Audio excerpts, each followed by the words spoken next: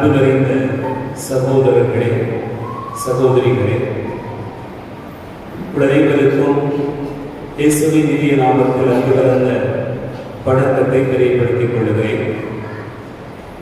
Aunty பொதுக்காலம் 13வது ஞாயிற்றுக்கிழமை வழிபாட்டை நாம் சிறப்பித்து கொண்டாடுகிறோம். அன்பார்ந்தவர்களே, நம்முடைய வழிபாட்டு காலம் என்பது உண்மையிலேயே நாம் ஆண்டவரை அறிவதற்கும் அவரை அறிந்து அறிவிப்பதற்குமான ஒரு அழைப்பை தான் எப்போதும் கொடுத்து கொண்டிருக்கிறோம். அந்த வகையில் நீங்கள் தொடர்ந்து சிந்தித்து பார்த்தீர்கள் என்று சொன்னால், இந்த வாசகங்களுடைய தொடர்ச்சி பல்வேறு விதமான செய்திகளை உள்ளடக்கி இருப்பதாக நமக்கு புலப்படும். குறிப்பாக தவக்காலம் 40 நாட்கள், அது முடிந்த பிறகு உயிர்ப்பு காலம் 40 நாட்கள், அதன் பிறகு இயேசுடைய விண்ணேற்றத்தை தொடர்ந்து தூய ஆவியானவருடைய வருகை, அதனைத் தொடர்ந்து திருவுடல் திருரத்த பெருவிழா, இப்படியாக 40 நாட்கள், அதன் பிறகு ஒரு 40 நாட்கள், அதன் பிறகு ஒரு 10 நாட்கள், அதன் பிறகு ஒரு வாரம் என்று தொடர்ச்சியாக இயேசுடைய அந்த வாழ்வோடு இணைந்து தொடர்ந்து நாம் இருப்பதற்கான ஒரு அழைப்பை கொடுத்து நாம் ஆண்டவரை பின்பற்றுவதற்கான ஒரு வழிகளை இந்த வாசகங்கள் வழியாக திருச்சபை நமக்கு கொடுத்திருப்பதை தியானிக்க முடியும். அந்த அடிப்படையில் தான் இந்த நாட்களையெல்லாம் கொண்டாடி முடித்த நமக்கு இன்றைய வாசகங்கள் ஒரு கேள்வி வைக்கிறது. என்னை பின்பற்றி வருவதற்கு நீங்கள் தயாரா? இயேசுவின் சீடராய் இருப்பதற்கு நீங்கள் தயாரா என்கிற ஒரு அழைப்பை தான் இன்றைய வாசகங்கள் நமக்கு சொல்வதை நாம் நினைத்து பார்ப்போம். அன்பார்ந்தவர்களே, தொடர்ச்சியாக பலவிதமான நிகழ்வுகளை நினைவு கூர்ந்து தியானித்திருக்கிறதாம். இனி வாழ வேண்டும், ஆண்டவருக்காக சார்ந்து பகர வேண்டும். அதற்கான ஒரு அழைப்பை தான் இந்த வாசகங்கள் சொல்கிறார். இன்றைக்கு நற்செய்தி பகுதி முதல் வாசகம், இந்த பகுதிகளை எல்லாம் நாம் தியானிக்கிற போது ஆண்டவருடைய அழைப்பு, ஒரு சீடனாக இருப்பதற்கான அழைப்பு, அந்த அழைப்பில் எதுவெல்லாம் இருக்க வேண்டியிருக்கிறார், அல்லது இயேசுடைய சீடராக இருப்பதற்கு நமக்கு வேண்டியவைகள் என்ன என்பதனை ஆண்டவர் நமக்கு நினைவூட்டுகிறார். அதிலே குறிப்பாக நற்செய்தி பகுதியிலே லூக்கா நற்செய்தி 9வது அதிகாரம் 57 முதல் 62 முடிய உள்ள வசனங்களை பார்க்கிற போது, இயேசுவுடைய சீடராக இருப்பதற்கு 3 நிலைகளில் நாம் தயாராக இருக்க வேண்டும், அல்லது தகுதியுடையவராக இருக்க வேண்டும், அல்லது இதை செய்ய வேண்டும் என்கிற ஒரு உறுதிப்பாடு கொண்டவராக இருக்க வேண்டும். இது இருந்தால்தான் நாம் இயேசுவுடைய சீடராக இருக்க முடியும். அன்பார்ந்தவர்களே, இயேசு நடந்து செல்கிறார். அப்போது ஒருவர் இயேசுவிடத்திலே போய், நீர் எங்கே சென்றால் நான் உம்மை பின்பற்றுவேன் என்று சொல்கிறார். நீர் எங்கே சென்றால் நான் உம்மை பின்பற்றுவேன் என்று சொன்ன உடனே ஆண்டவர் அவருக்கு சொல்லக்கூடியது என்ன? நரிகளுக்கு பதுங்கு குழிகள் உண்டு, வானத்து பறவைகளுக்கு கூடுகள் உண்டு, மானிட மகனுக்கோ தலை சாய்க்கவும் இடமில்லை என்கிற ஒரு பதிலை சொல்கிறார். இந்த பதில் சீடராய் இருப்பதற்கான முதல் செய்தியை சொல்கிறார். இயேசுவுடைய சீடராய் இருப்பதற்கான முதல் செய்தி என்ன? உங்களுடைய வாழ்க்கையில் நிச்சயமற்ற ஒரு சூழல் உண்டாகும். நிச்சயமற்ற ஒரு சூழலிலும் நீங்கள் ஆண்டவரை பின்பற்றுவதற்கு தயாராக இருக்க வேண்டும். அதுதான் முதல் செய்தி. என் அன்பார்ந்த சகோதர சகோதரிகளே, நிச்சயமற்ற ஒரு சூழல் நம்முடைய வாழ்க்கையிலே இது பெரிய ஒரு கேள்விக்குறிதான். நாம் இன்னைக்கு என்ன பொருள் வாங்கினாலும் அதுக்கு வாரண்டி இருக்கா, கேரண்டி இருக்கா, எவ்வளவு நாளைக்கு ஓடும் அப்படின்னு பொருளை பார்த்து வாங்குகிறோம். ஒரு வீட்டை கட்டுகிறோம், அந்த கம்பி, மற்ற சிமெண்ட், மற்ற பொருட்கள் இவையெல்லாம் எத்தனை காலத்திற்கு தரமானது, இவையெல்லாம் பார்த்து பார்த்து நாம் செய்கிறோம். இப்படி ஒவ்வொன்றுக்கும் கேரண்டி, வாரண்டி என்று சொல்லுகிற ஒரு சூழ்நிலையில் சீடராய் இருப்பதற்கான என்ன கேரண்டி, அதற்கான என்ன வாரண்டி இருக்கிறது என்று பார்த்தோம் என்று சொன்னால் நிச்சயமற்ற சூழல். ஆண்டவரை பின்பற்ற வேண்டும் என்று சொன்னால் உனக்கு எல்லாம் கொடுக்கப்பட்ட பிறகு அதிலிருந்து ஆரம்பிக்கிற வாழ்க்கை அல்ல. எதுவுமே இல்லாத நிலையிலும் ஆண்டவரை பின்பற்றுவதற்கான வாழ்க்கை சூழல். அதுதான் இறைவாக்கு நமக்கு சொல்லுகிற பாடம். ஆண்டவர் ஆபிரகாமை அழைக்கிற போது இந்த அழைப்பில் நமக்கு சொல்லப்படுகிற செய்தி என்ன? அவருக்கு எதுவுமே கிடையாது. கண்ணு கெட்டிய தூரம் வரைக்கும் எந்த எதிர்நோக்குமே அவருக்கு இல்லை. எந்த எதிர்நோக்கும் இல்லாத நிலையிலும் ஆண்டவரை பின்பற்றினார். எதிர்நோக்கற்ற ஒரு சூழ்நிலையில் ஆண்டவரை நம்பி கிடந்தார். அன்புக்குரிய சகோதர சகோதரிகளே, அப்படிப்பட்ட ஒரு நிச்சயமற்ற ஒரு சூழலிலும் நாம் ஆண்டவரை பின்பற்றுவதற்கு தயாராக இருந்தோம் என்று சொன்னால் அங்குதான் சீடராக இருப்பதற்கான முதல் தகுதி நமக்கு கிடைக்கிறார். ஆகவேதான் ஆண்டவர் சொல்கிறார், நரிகளுக்கு பருந்து குழிகள் உண்டு, வானத்து பறவைகளுக்கு கூடுகள் உண்டு, மானிட மகனுக்கு தலை சாய்ப்பதற்கு கூட இடமில்லை. அப்படி இடமில்லை என்று சொல்லுகிற அந்த மனிதரை நம்முடைய வாழ்க்கையை பின்பற்றி பயணிப்பதற்கு நாம் தயாராக இருக்கிறோமா சிந்தித்து பார்க்க வேண்டும். மத்தேயு நற்செய்தி 16வது அதிகாரம் 24, 25 வசனங்களை வாசித்து பார்த்தோம் என்று சொன்னால், தம் உயிரை காத்துக் கொள்ள விரும்பும் எவரும் அதை இழந்து விடுவர், என் பொருட்டு தம்மையே அழித்துக் கொள்கிற எவரும் வாழ்வடைவார் என்று ஆண்டவர் சொல்கிறார். என்னை பின்பற்ற விரும்பும் எவரும் தன்னலம் துறந்து தன் சிலுவையை தூக்கிக் கொண்டு என்னை பின்பற்றட்டும் என்று சொல்கிறார். என் அன்பார்ந்த சகோதர சகோதரிகளே, ஆபிரகாம் அப்படி ஒரு வாழ்க்கையை தெரிந்தார். தனது நலத்தையே அவர் கருத்தில் கொண்டிருப்பார் என்று சொன்னால் அழைக்கப்பட்ட இடத்திலேயே அவர் அமர்ந்திருப்பார். ஆனால் ஆண்டவருடைய வார்த்தைகளில் அதனுடைய நலனில் அதன் குறித்த தேடலில் ஈடுபட்டிருந்த காரணத்தினால் எந்த நிச்சயம் இல்லை. தனக்கு ஒரு குழந்தை இல்லை, ஆனாலும் கூட ஆண்டவர் வாக்குறுதியிருக்கிறார், ஆண்டவர் அழைத்திருக்கிறார், அந்த அழைப்பை முன்னிட்டு பயணிப்பேன். இதுதான் ஒரு நிச்சயமற்ற ஒரு சூழ்நிலை. அன்பார்ந்தவர்களே, நம் உலகத்திலே பார்க்கிறோம், ஆண்டவர் சொல்கிறார், உன் சந்ததி பெருகும், உன் சந்ததி வானத்தின் விண்மீன்களை போல் பெருகியிருப்பார்கள், கடற்கரை மழை எண்ணிப்பார், அது கூட எண்ண முடியாது, அந்த அளவுக்கு சந்ததி பெருகியிருக்கும் என்று வாக்குத்தான் பெரிதாக இருந்ததை தவிர செயல்பாட்டுக்கு வருகிற போது ஆபிரகாமுக்கு எல்லாமே சந்தேகத்திற்கான இடமாக இருந்தது. ஆனாலும் கூட தன் நிச்சயமற்ற ஒரு சூழ்நிலையில் ஆண்டவரை பின்பற்றிக் கொண்டே போனார்.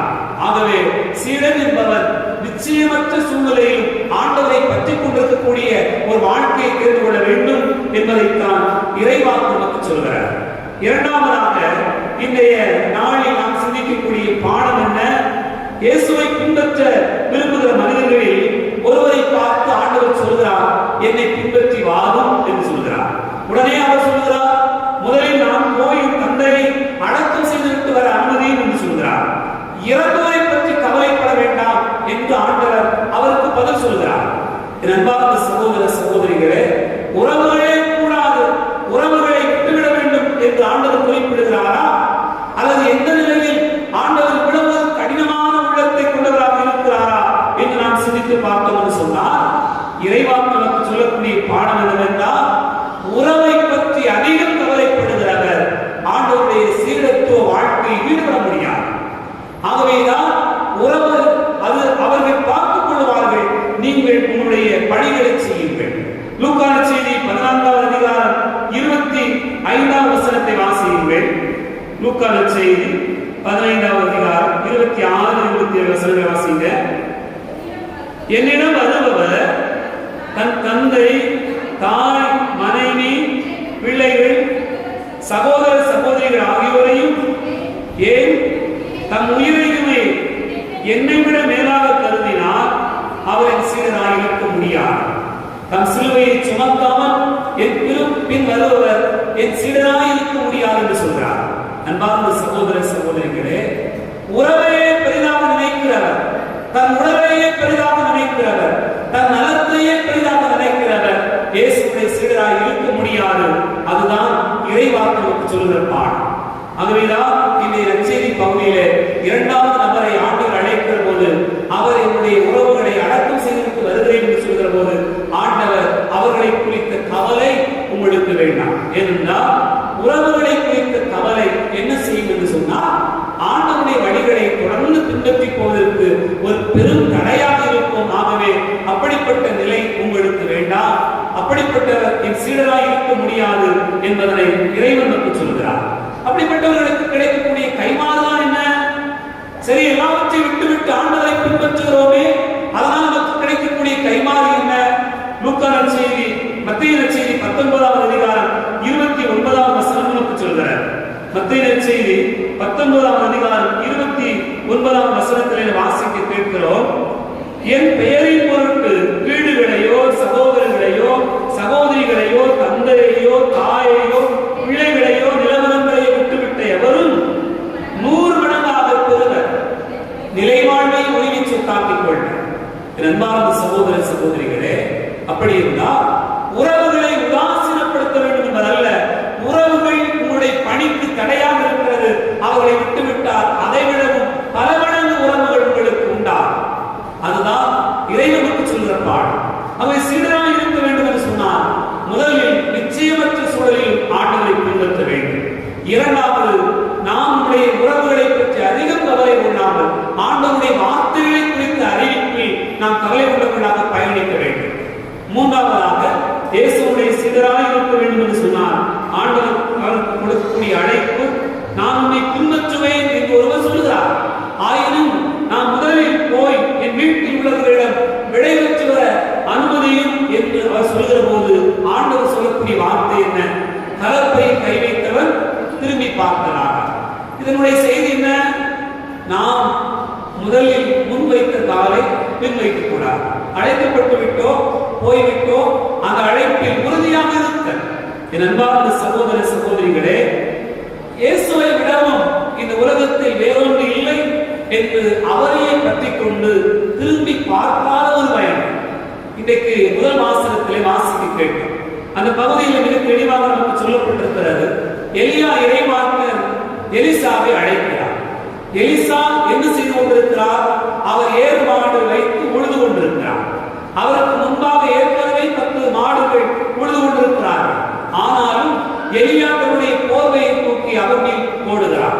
இது எதனுடைய அடையாளம்? இந்த போர்வை ஆண்டவருடைய அழைப்புக்கான ஒரு அடையாளம், ஆண்டவரை தேர்ந்தெடுத்திருக்கிறார் என்பதற்கான அடையாளம். இந்த அழைப்பை பெற்றவுடனே எலிசா என்ன செய்கிறார்? ஒரு 3 நிலைகளில் அவருடைய வாழ்க்கையை பார்த்தார். முதலாவதாக தன் பெற்றோரிடத்திலே முத்தமிட்டு விடைபெறுகிறார். இது எதனுடைய செய்தி என்று சொன்னால், நான் இனி வேறு உறவுகளை தேடுவதில்லை, ஆண்டவரை உறவாக்கிக் கொள்கிறேன். கிட்டத்தட்ட ஒரு கற்பனையோடு கூடிய ஒரு வாழ்க்கைக்காக தன்னை அர்ப்பணித்துக் கொள்கிற ஒரு அழைப்பைத்தான் இங்கே எலிசா பெறுகிறார். ஆகவே அந்த அழைப்புக்கு செவிமடுப்பதனுடைய முதல் செய்தி தன் பெற்றோரை முத்தமிடுதல் என்பது அவர்களை விட்டுவிட்டு வருதல், தன் உறவுகளை பெரிதாக கருதாத ஒரு நிலை. அதுதான் எலிசா இறைவாக்கினர் செய்கிற முதல் செய்தியாக பார்க்கிறோம். இரண்டாவதாக, எலியாவை பின்பற்றியது. இது எதனுடைய அடையாளம்? துறவற வாழ்வு அல்லது ஆண்டவருடைய வாழ்க்கைக்காக அர்ப்பணித்துக் கொள்கிறவர் கீழ்ப்படிந்திருக்க வேண்டும். ஆகவே எலியாவின் அழைப்புக்கு அவர் கீழ்ப்படிந்தது என்பது இறைவனுடைய வார்த்தைக்கு அவர் கீழ்ப்படிந்திருப்பதனுடைய அடையாளம். ஆண்டவருக்கு நான் பணிந்து போகிறேன், ஆகவே என் மீது வீசப்பட்ட இந்த போர்வை என்னை பாதுகாக்கும், என் மீது வீசப்பட்டிருக்கக்கூடிய இந்த போர்வை ஆண்டவருடைய வாக்கை சொல்வதாக அமைகிறது என்று சொல்லிக்கொண்டு கீழ்ப்படிந்து அவர் பயணப்பட்டார் என்று பார்த்தார். என் அன்பார்ந்த சகோதர சகோதரிகளே, மூன்றாவதாக இங்கே எலியா அழைத்த போது எலிசா என்ன செய்கிறார்? தன் மாடுகளை எல்லாம் பலியிட்டு உணவாக்கி உறவுகள் எல்லாருக்கும் சாப்பாடு கொடுத்து அவர் புறப்பட்டு போகிறார். இதனுடைய அடையாளம் என்ன? இனி எனக்கு செல்வம் இல்லை, இனி எனக்கு பொருள் இல்லை, எல்லாவற்றையும் எனக்காக வைத்திருக்கக்கூடிய எல்லாவற்றையும் நான் கொடுத்து விட்டேன், ஆகவே நான் ஏழ்மையை பின்பற்றுகிறேன், ஆண்டவருக்காக என்னுடைய சொத்துக்களை செல்வங்களை எல்லாவற்றையும் நான் விட்டுவிட்டேன் என்கிற நிலையில்தான் அவர் பயணிப்பதை நாம் பார்க்கிறோம். இந்த நாளிலே இப்படி ஒரு அழைப்பை பெறுகிற எலிசாவை குறித்து தியானிக்கிற போது ஆண்டவர் அவருடைய சீடராக இருப்பதற்காக நமக்கு அழைப்பு தருகிறார். இன்னைக்கு யோசித்து பார்ப்போம், நம்முடைய வாழ்க்கையில் நிச்சயமற்ற ஒரு சூழலில் ஆண்டவரை பின்பற்ற முடிகிறதா? நிறைய நேரங்களில் இது ஒரு பெரிய சவால் தான். கல்யாண வாழ்க்கையில எனக்கு தெரிந்த ஒரு குடும்பத்துல பொண்ணுக்கு மாப்பிள்ளை பார்த்துட்டே இருக்கிறாங்க. எத்தனை வயசுல இருந்து மாப்பிள்ளை பார்க்குறாங்க? 23 வயசுல இருந்தே மாப்பிள்ளை பார்த்துட்டு இருக்கிறாங்க. வர்ற மாப்பிள்ளையெல்லாம் இந்த பொண்ணு தட்டி கழிச்சுட்டே இருக்கிறாங்க. அந்த குடும்பத்திலும் தட்டி கழிச்சுட்டே இருக்கிறாங்க. பொண்ணு ரொம்ப அழகா இருப்பான், நல்ல வசதியான குடும்பம், செல்வத்துக்கு குறைவில்லை, அழகுக்கு குறைவில்லை, ஆனா ஒவ்வொரு படிப்புக்கும் குறைவில்லை. ஆனா ஒவ்வொரு மாப்பிள்ளையும் வரும்போது என்ன சொல்லுவான்னு சொன்னா, அவர் உயரம் சரியில்லை, அவர் மூக்கு சரியில்லை, அவருக்கு சொத்து சரியில்லை, அவங்க சொந்த பந்தங்கள் சரியில்லை, அது சரியில்லை, இது சரியில்லை, எதுவுமே சரியில்லை. இப்படியே கடந்து போய் 45 மாப்பிள்ளை வந்து 45 மாப்பிள்ளையும் கடந்து போச்சு. வயசு 31 ஆயிடுச்சு. உள்ள அழகாதான், பணம் இருக்கத்தான் செய்யுது, படிப்பு இருக்கத்தான் செய்யுது, இனி கல்யாணமே நடக்காது. என் அன்பார்ந்த சகோதர சகோதரிகளே, அவங்களுக்கு என்ன வேணும்? அவங்க எதிர்பார்க்கிற மாதிரி எல்லாம் இருந்து நான் நினைக்கிறது மாதிரியான ஒரு வாழ்க்கை அமைந்தால் நான் காக்கப்படுவேன். அது என்றைக்கு நடக்கும்? நமக்கு நிறைய நேரங்கள் அப்படி நினைச்சுக்கிட்டே போறோம். ஆனால் ஆபிரகாமை பார்ப்பேன், நிச்சயமற்ற சூழல், எதுவுமே தெரியாது, போய் உருவாக்குவோம், போய் உண்டாக்குவோம், போய் ஆண்டவருக்கான வாழ்வோம், ஆண்டவருடைய வார்த்தைகளை வாழ். அப்படிப்பட்ட ஒரு அழைப்பு நம்முடைய வாழ்க்கையும் கூட. நமக்கு எல்லாம் கொடுக்கப்பட்ட பிறகும் கூட நாம் ஆண்டவரை தேடுவதில்லை. யோசித்து பாருங்க. நான் கூட கோயில்ல சொல்றேன், ஸ்கூல்ல சொல்றேன், பார்க்குற இடங்கள்லாம் பிள்ளைகளுக்கு சொல்லத்தான் செய்யறோம். ஆனா நம்ம கோயில் பெரிய கோயில், பிரம்மாண்டமான கோயில், அழகான கோயில், நீ கோயிலுக்கு சீக்கிரம் வந்துடும். மறுபடியும் பூசை ஆரம்பிக்கும் போது கடைசியா பசங்க வந்து 4 பேர் உட்காரு. இப்போ அவனை எந்த வகையில சொல்றது? கூப்பிட்டு வச்சு அடிக்கிறதா, சத்தம் போடுறதா? அவங்களுக்கு தெரியும். ஃபாதர் சொல்லுவாங்க, ஆனாலும் கூப்பத்தான் செய்வாங்க, எல்லாம் தெரியும். ஆனால் எந்த நிச்சயம் இல்லாத ஒரு சூழ்நிலை, எந்த வாய்ப்பும் இல்லாத சூழ்நிலை ஆண்டவரை கற்றுக் கொண்டிருந்தார். நமக்கு எல்லாம் இருக்கிறது, எல்லா வாய்ப்பும் இருக்கிறது, எல்லா சூழ்நிலையும் இருக்கிறது. இத்தனை மணிக்கு என்ற அழைப்பு நமக்கு தெரியும். ஆனாலும் கூட ஆண்டவரை கற்றுக் கொள்வதில்லை. ஆகவே நாம் எப்படி இருக்கிறோம் என்று சொன்னால், 45 மாப்பிளையை கட்டி கழிச்சாலா அந்த பொம்பளை மாதிரி நம்முடைய வாழ்க்கை பல நேரங்களில் பலவற்றை கட்டி கழிக்கிறோம். ஒரு நாள் அதுவே நம்மை கட்டி கழிக்கும், ஒரு நாள் அதுவே நம்மை விட்டுவிடும். அப்படிப்பட்ட ஒரு சூழ்நிலை நமக்கு ஏற்பட நாம் நமக்கு அப்படி ஒரு சூழ்நிலைக்குள்ளாக நம்மை ஈடுபடுத்திக் கொள்ளக்கூடாது என்பதற்கான அழைப்பை தான் இந்த நாளிலே பார்க்கிறோம். அன்பார்ந்த சகோதர சகோதரிகளே, நிச்சயமற்ற ஒரு சூழ்நிலை இதுதான் நம்முடைய வாழ்க்கைக்கு ஆண்டவர் தருகிற அழைப்பாக பார்க்கிறோம். முன்வைத்த காலை பின்வைக்க கூடாது. அன்பார்ந்த சகோதர சகோதரிகளே, உங்களுக்கு எல்லாம் தெரியும், ஓசோ அப்படிங்கிற ஒரு பெரிய சிந்தனையாளரை கேள்விப்பட்டிருப்பீர்கள். அவர் ஒரு கல்லூரியிலே ப்ரொஃபஸராக வேலை செய்து கொண்டிருக்கிறார். அப்படி வேலை செய்து கொண்டிருக்கிற போது அவருக்குள்ளாக ஒரு ஞானம் கிடைக்கிறது. அந்த ஞானத்தை நோக்கி அவர் நகர்கிறார். அந்த ஞானத்தை நோக்கி நகர்கிற போது ஒவ்வொரு முறையும் அவருக்காக ஒரு பின்னடைவு ஏற்படுகிறார். அதனால என்ன செஞ்சாரு சொன்னா, தான் வச்சிருந்த சர்டிபிகேட், படிப்பு எல்லாத்தையும் போட்டு THS. இன்னும் என்ன செய்ய முடியும் சொல்லுங்க? அடுத்து என்ன செய்ய முடியும்? ஒண்ணுமே இல்லை. புதுசாக தான் ஆரம்பிக்கணும். தான் முன் வச்ச கால பின் வைக்க முடியாது. தான் எதற்காக அழைக்கப்பட்டேனோ அந்த நிலையில் அது போகத்தான் வேண்டி இருக்கிறது, வழி இல்லை. என் அன்பார்ந்த சகோதர சகோதரிகளே, எனக்கு எல்லாம் இருக்கு, வச்சிருக்கிறேன். அப்பா சம்பாதிச்சு கொடுக்குறாங்க, அம்மா சாப்பாடு கொடுத்துறாங்க, தேவையானது கொடுத்துறாங்க, எனக்கு என்ன குறை இருக்கு அப்படிங்கிற ஒரு நிலைமை வந்ததுனால நம்ம ஆண்டவரை தேடுறதுக்கு ரொம்ப தயங்குறோம். அது இல்லை, இது இல்லை, அடுத்த வேலைக்கு வழி இல்லை, போனாதான் வேலை, உழைச்சாதான் சம்பளம் அப்படிங்கிற மாதிரியான ஒரு நெருக்கடி நமக்கு ஏற்படும் என்று சொன்னால், நிச்சயமாக ஆண்டவருடைய அழைப்பை பெற்றுக்கொண்ட எலிசா போல நாமும் பயணிப்பதற்கு தயாராக இருக்கும். அப்படிப்பட்ட ஒரு அழைப்பை தான் இன்றைய வாசகர்கள் நோக்கி சொல்கிறார். அன்பார்ந்த சகோதர சகோதரிகளே, இந்த அழைப்பை நாம் பார்க்கிறோம். ஆண்டவர் மீது அன்பு கொண்டிருக்க வேண்டும் என்று சொன்னால் நாம் இந்த நிச்சயமற்ற சூழலுக்குள்ளாக போக வேண்டும். உறவுகளை பெரிதாய் மதிக்காத நிலையில் இருக்க வேண்டும். நாம் நம்முடைய வாழ்வில் முன்வைத்த கால பின்வைக்காத ஒரு வாழ்க்கைக்குள்ளாக போக வேண்டும். அதே போல நான் ஒரு பணியாளனாக, ஆண்டவருக்கான பணியாளனாக இருக்க வேண்டும் என்று சொன்னால் இவர்களை கடைபிடிக்க வேண்டும். என்னுடைய வாழ்க்கையில் நான் கொண்டிருக்கக்கூடிய இலக்கு நோக்கி நான் பற்றிக்கொண்டு பயணித்துக் கொண்டே இருக்க வேண்டும் என்று சொன்னால் இந்த மூன்றும் என்னுடைய வாழ்க்கையை கொண்டிருக்க வேண்டும். அதைத்தான் ஒரு சீடத்துவ வாழ்க்கைக்கான அடிப்படை என்று ஆண்டவர் கற்றுத் தருகிறார். நம்முடைய வாழ்க்கையில் எல்லாமே நிறைவாக கொடுக்கப்பட்டு விட்ட காரணத்தினால் ஆண்டவரை பற்றிய தேடுதல் என்பது நமக்கு குறைந்து கொண்டே இருப்பதாக நாம் உணர்கிறோம். என் அன்பார்ந்த சகோதர சகோதரிகளே, அடுத்த வேளை அடுத்து தன்னுடைய பிள்ளைகளை கூட்டிக் கொண்டு போகிறோம், அடுத்து தன்னுடைய தலைமுறைக்கு என்ன செய்வோம் என்று தெரியாத ஒரு வாழ்க்கை பயணத்தில் இறைவாக்கினர்களும் ஆண்டவரால் அழைக்கப்பட்டவர்களும் பயணித்துக் கொண்டே போனார்கள்.